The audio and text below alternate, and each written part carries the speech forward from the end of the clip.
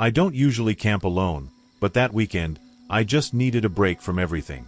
The lake was perfect, quiet, tucked away in the mountains, and far from the usual noise of the world. I set up my tent, got a fire going, and spent the evening just staring at the stars.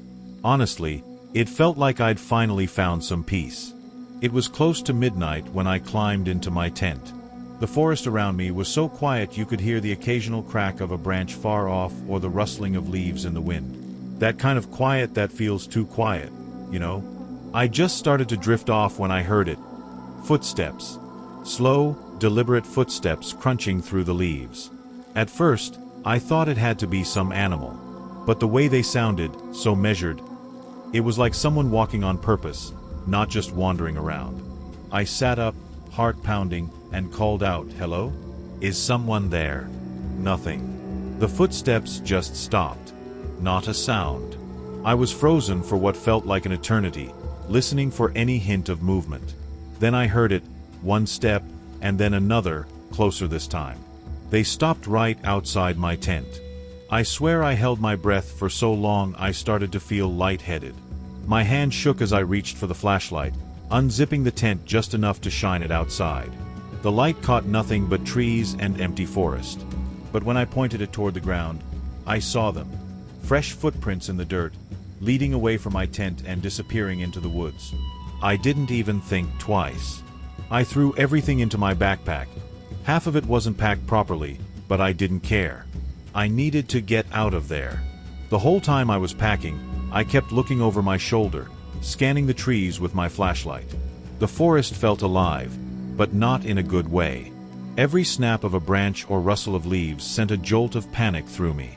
I couldn't shake the feeling that someone was watching me. When I finally started walking back to my car, the trail seemed so much darker than before. The light from my flashlight felt weaker, like it wasn't reaching far enough. And then I noticed something that made my blood run cold. The footprints, the ones I'd seen outside my tent, they weren't just leading away into the woods. They were circling. I could see faint impressions in the dirt, weaving around my campsite over and over again. Whoever it was had been walking around me for God knows how long. That's when I heard it again.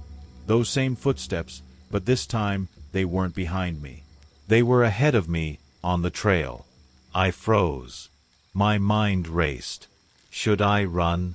Hide? Call for help?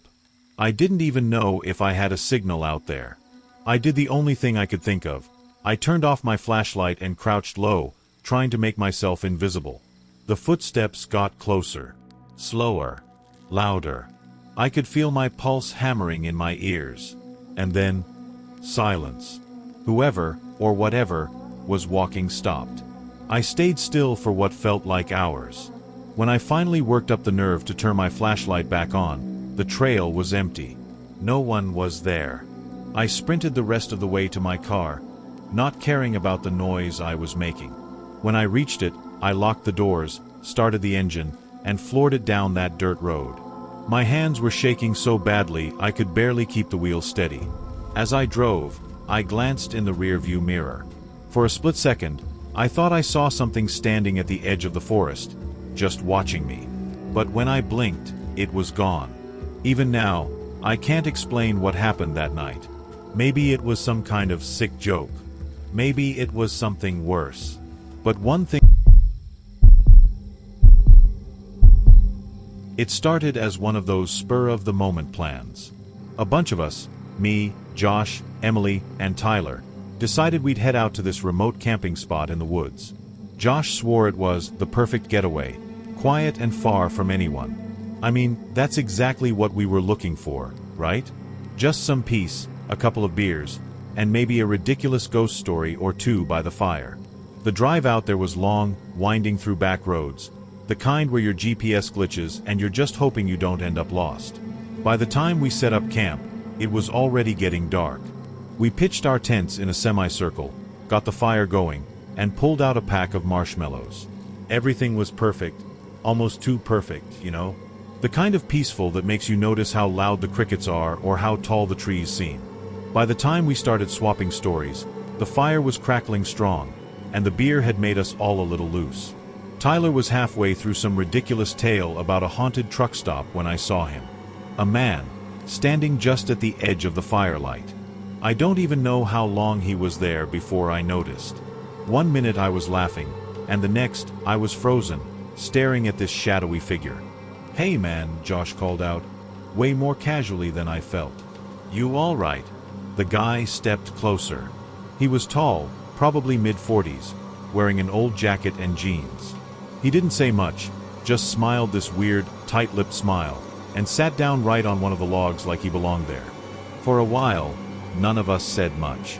I think we were all trying to process what was happening, but nobody wanted to admit how uncomfortable we felt. Josh, being Josh, tried to keep things light. "So, you out here camping too?" he asked. The man didn't respond at first. He just stared into the fire, like it held some kind of secret only he understood. Then, without looking up, he pointed off into the woods. Not a word, just that slow, vague gesture. "Cool, cool," Josh mumbled, clearly unsure how to handle the silence. I kept my eyes on the guy, though. Something about him just didn't sit right. His clothes were dirty, but not in a "I've been hiking for days" way. More like he hadn't changed them in weeks. And that smile. It wasn't friendly. It was like he knew something we didn't. After a few painfully awkward minutes, he stood up.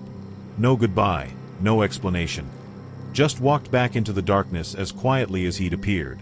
The fire popped loudly as he disappeared from view, and I swear we all flinched. We sat there in silence for a long time after he left. Nobody wanted to be the first to say, "That was weird, right?" But we were all thinking it. Eventually, Emily broke the silence. Let's just call it a night." We didn't argue. That night, I couldn't sleep. Every noise, every rustle of leaves or snap of a branch, had me wide awake. I kept telling myself it was nothing. Just animals. Just the woods doing what they do. Still, I kept glancing at the tent flap, half expecting to see that guy standing there, staring in at me. When morning finally came, I crawled out of my tent feeling like I'd been hit by a truck. Josh and Tyler were already up, standing near the fire pit. Josh's face was pale. Dude," he said when he saw me. "You need to see this." The footprints were everywhere. Big, heavy impressions in the dirt, circling each of our tents. Over and over, like someone had spent the entire night walking around us. "Was it him?" Emily asked, her voice shaking. "I don't know," Josh muttered, but we all knew. We packed up in record time, barely speaking as we tore down the tents and shoved everything into the car. Nobody wanted to admit how scared we were, but I don't think I've ever seen Tyler drive so fast. To this day, I don't know what that guy wanted or why he came back to circle our tents. Maybe it was harmless, just some drifter messing with us. Or maybe it wasn't. All I know is, I've never... Camping with my college buddies always seemed like a good idea, until it wasn't.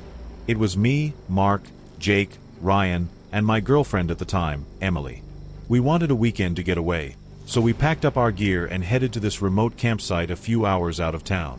The first night was everything you'd expect. Beers around the fire, bad jokes, and us arguing over who'd snore the loudest. Nothing weird happened. The second night, though, that's when things started to get strange. I'll admit, I had a little too much to drink. Maybe more than a little. We'd been laughing and passing around beers, and I was the first to stumble off to bed, or so I thought. My tent was next to Emily's, so I crawled into what I assumed was mine, zipped it up, and flopped down next to her. She felt different, though. Taller, broader. I chalked it up to the beer and didn't think twice. I said to her, "You look pretty tonight, babe." It wasn't until I heard a low, raspy cough that I realized something was off. My stomach sank. That wasn't Emily. It wasn't even close. I rolled over and saw this guy. Some stranger, just lying there in the dark, staring at me like I was the intruder. I didn't scream, but I got the hell out of there, tripping over the tent flap. Turns out, I'd wandered into the wrong tent entirely. Emily was in hers, safe, and totally oblivious to my idiotic mistake. But here's the thing. That guy? He wasn't part of our group. None of us knew who he was. And the tent I crawled into? It wasn't one of ours. That's when things spiraled. The next morning, Jake found a hunting knife stabbed into the dirt right outside his tent. A big one, too. None of us owned anything like it. We asked around, hoping one of us was pulling a prank, but everyone swore they didn't do it. At that point, we were all freaked out. A knife doesn't just end up outside someone's tent by accident. Whoever put it there wanted us to know. We didn't stick around to find out what they wanted. We packed up faster than I thought possible and reported it to the park rangers. They listened, sure, but there wasn't much they could do. Probably just some local messing with you, one of them said. Yeah, maybe. But deep down, I'm not so sure. Whoever that guy was, he didn't look like someone just playing a joke. And the knife. It felt like a message. We never went back to that campsite, and to this day, I can't